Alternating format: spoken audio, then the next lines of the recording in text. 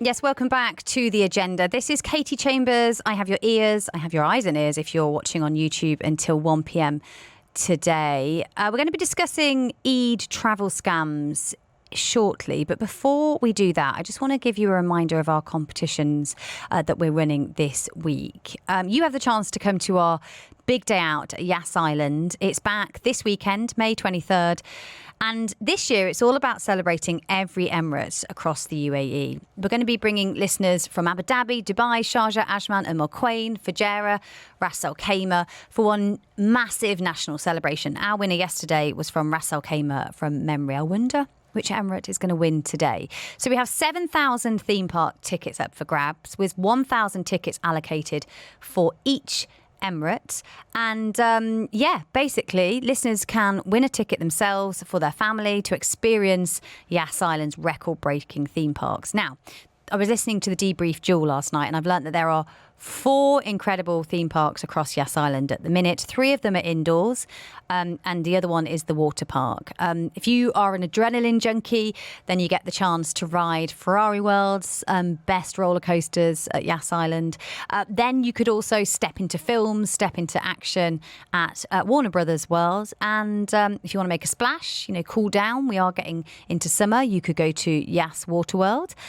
And if you want to be immersed in marine life, you could go to SeaWorld at Yas Island, Abu Dhabi. So being with your chance for the computer to pick your name today, you need to head to DubaiEye 103.8.com and register your details. Tell us where you're from, tell us your full name, and obviously leave a contact number so our competition team can get in touch with you. But best of luck. We will be announcing the winner just before the end of the show.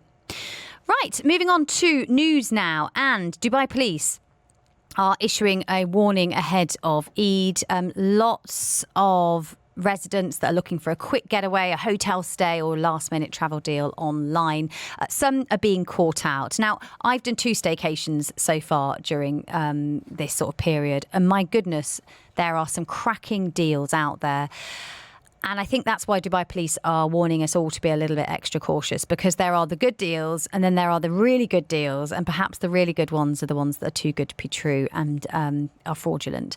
Dubai police are warning, there's fake travel and tourism offers circulating online.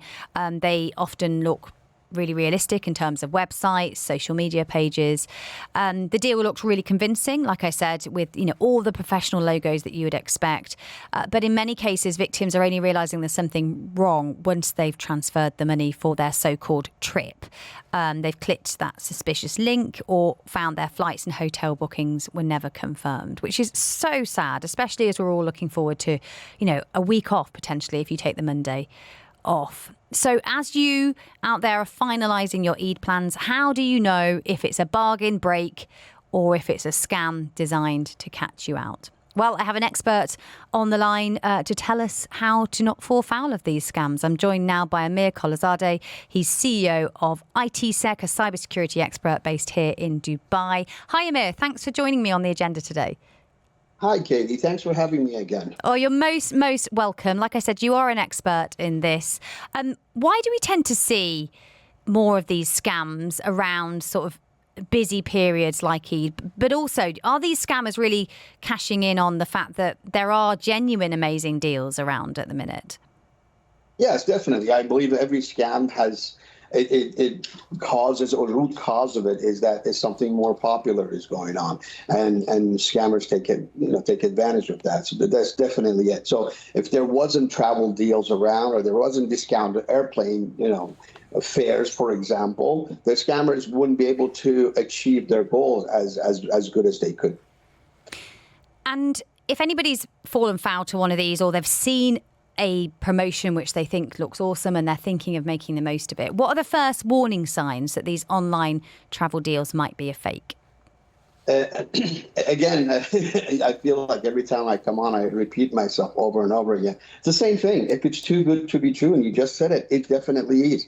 And if you're not checking the authenticity of the post or the website, and you just falling for the link and the 50% or 65% discount, definitely you're going to get taken advantage of, definitely. So you just need to do some due diligence. You have to be vigilant. Check the website, go to the URL, Google it, see what comes up, see if it's legitimate. Look at if it's on Instagram or Facebook or social media. Try to look at the who's posting it and how long the page been up, and look at the last or the first post on that page to see if it was 3 days ago or 3 years ago. Those are all the things the telltale signs that can help you protect yourself. And I think you've said before, even the web address. So, for example, if it's a famous hotel here and its normal website is .ae, but this one has .ch or at the end, that's a real telltale sign. Is that correct? Am I remembering that? Yeah. 100%, 100%. But and the scammers are getting smarter all the time. I mean, I've seen a few weeks back, I saw that they used a URL. It wasn't for a travel or something, but they just used a little character, like a dash in between the two names. So that's really hard for people to tell. So that's, people have to get educated. And this is why, just going online and maybe Googling, social cybersecurity awareness training, something like that, to learn a little bit about more. And if you're not sure, again, the first thing is gut feeling. If you feel that this is so good to be true, it probably is. And that's the feeling that you got to go with. Pick up the phone, call the hotel, call the travel agency, and verify it via voice. Yeah, I mean, that is safety first, isn't it? It's just going old-fashioned, using a phone and actually talking to people. I mean, the problem is some of these websites do look really convincing, like you said, and scammers are finding cleverer ways to try and convince us. This time round, they're doing things like limited time offer and, last few seats. Why is that such an effective tactic? AI. So, and most scammers are from third world country, and English was never their first native language. So if you see the scams or the content of phishing emails or website, they have extremely improved, because now they don't use bad English, they use AI, and AI is telling them how to market these things. And I guess as well, with them doing like an urgency promotion, that really plays into people worrying that they're going to miss out. How do scammers take advantage of us in that way?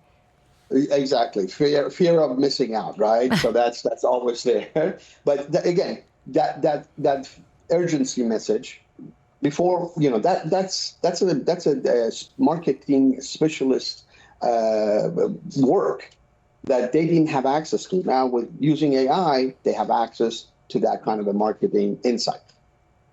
Okay, and I know you've gone through this before, but people might be listening for the first time. If you are, we have covered scams more times than I've had hot dinners on this show. But really to help everybody out there not fall victim to them. But what should people avoid doing when it comes to payment links, bank details, and booking links? When they're considering booking travel or even perhaps summer travel. Fantastic question. First of all, try to avoid payment links. There's just not, no professional company, unless you have asked them, will provide a payment link. Most travel and hotels, I'm actually booking a vacation for next week for ourselves, staycation. I'm going to that particular website and I'm going to make payment in that particular website. Right? So if someone offers me that they're going to send me a payment link, something is fishy is about that, right? Try to pay within the verified link of that hotel or amusement park or whatever that is that you're booking. So that's number one. Try to stay away from payment links. Now, if it's a travel agency and they're trying to offer you hey, check them out. Make sure that they're a legitimate travel agency before you pick up a payment link on WhatsApp. That's the best advice I can give. Okay, that is a really good advice. And I'm thinking back to, I've paid for like swimming lessons via payment link before, without even thinking about it on a WhatsApp, and luckily it's all been okay. But actually it's a really, really good point. So if anybody is offering you a payment link for a service, 9 times out of 10, you should be asking to go through the verified website. 100%. No, look, I've used the payment links just like you, exactly for swimming lessons for my son and a couple of guys that came in around the house and fixed things. But I knew that payment link was coming. I had asked for it. I know the other side. I had previous conversation on WhatsApp with these people. So that puts it in a different category than just seeing an ad on Instagram and clicking on it, talking to someone for 10 minutes, and then suddenly getting a payment link. I think that we need to differentiate between those two. That's really, really helpful advice. I've got about a minute left with you, Amir. If somebody has paid and then suspect they've been scammed, what should they be doing immediately? My first advice is actually, I was telling my own wife the other day, is like, stop using debit cards. Just stop it. Block your debit cards.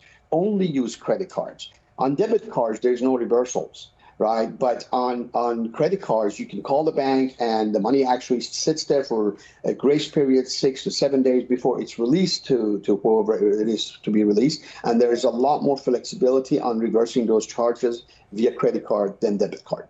That is really helpful. I don't use my debit card actually anymore unless I absolutely have to. But I didn't realise that was so flexible in terms of, calling your credit card provider and the money sitting in that sort of holding pen, I guess, for 7 days or more. Amir, always good to talk to you. Thank you for that advice. That was Amir Khalilzadeh. He's CEO of ITSEC, a cybersecurity expert based here in Dubai. If you have signed up for one of these Eid vacations and they haven't turned out to be legitimate, if you wouldn't mind getting in touch with us, we'd love to share your story with our listeners. 4001 is the message number, or you can WhatsApp me 04871 5500. I'm Serena Kelly.